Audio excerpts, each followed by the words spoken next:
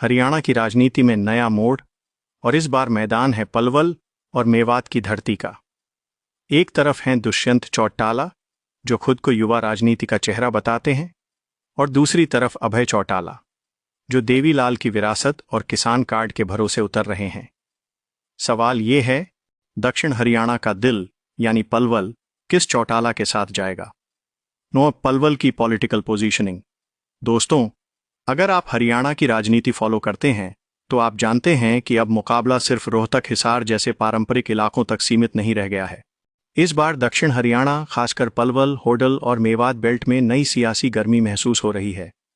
यहीं से शुरू हो रहा है जेजेपी और आईएनएलडी का असली मुकाबला, क्योंकि यहां का वोट बैंक है किसान प्लस जाट प्लस मेव समुदाय प्लस युवा आबादी, और जो इस बेल्ट को पकड़ लेगा उसका ग्राफ आने वाले चुनाव में सीधा ऊपर जाएगा। पलवल में वोट माइंडसेट कौन किसके साथ? पलवल की बात करें तो यहाँ जाट वोट के साथ साथ गुर्जर, त्यागी और मेव वोट भी बड़ी भूमिका निभाते हैं। मेवात बेल्ट में मुस्लिम मेव वोट क्लोजली ऑब्जर्वर है।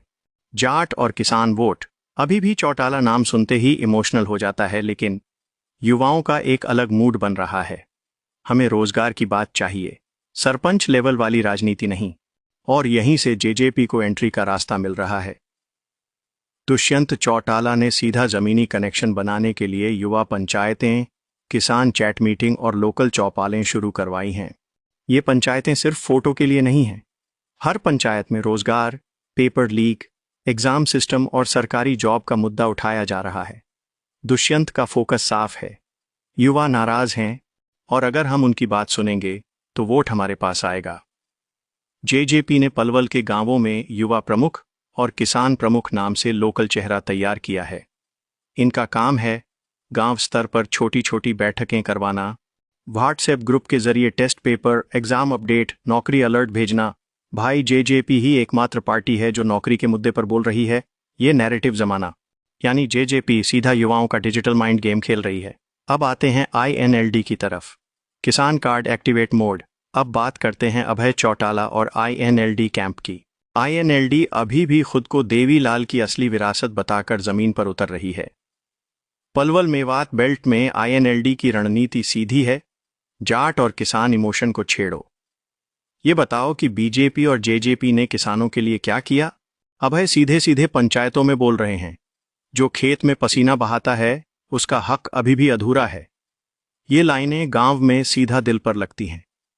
आईएनएलडी का लोकल नेटवर्क और अंदरूनी स्ट्रेंथ। आईएनएलडी के पास अभी भी गांव गांव में पुराने कार्यकर्ता, बूथ लेवल वाले मजबूत लोग मौजूद हैं।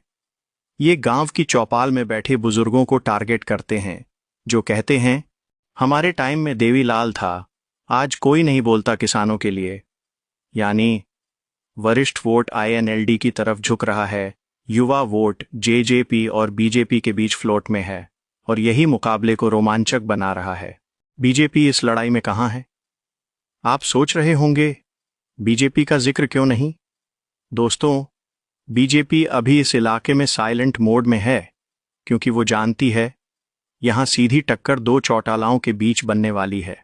बीजेपी फिलहाल सिर्फ अपनी सरकारी योजनाओं, राशन कार्ड, पेंशन और पीएम किसान सम्मान निधि जैसे मुद्दों को आगे करके लो इंटेंसिटी प्रचार कर रही है, लेकिन जोश जेजेपी और आईएनएलडी में दिख रहा है, वो बीजेपी में नहीं।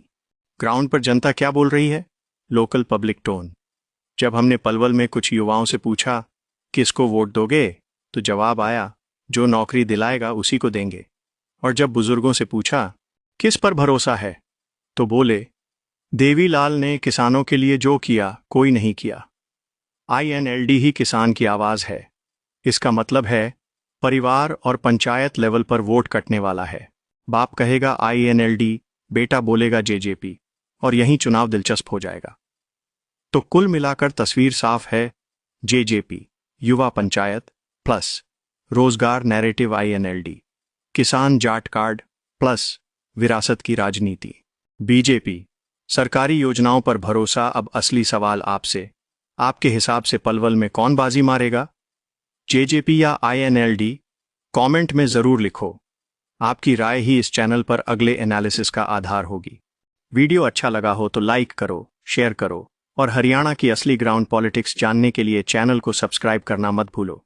जय जवान, जय किसान और जय हरियाणा।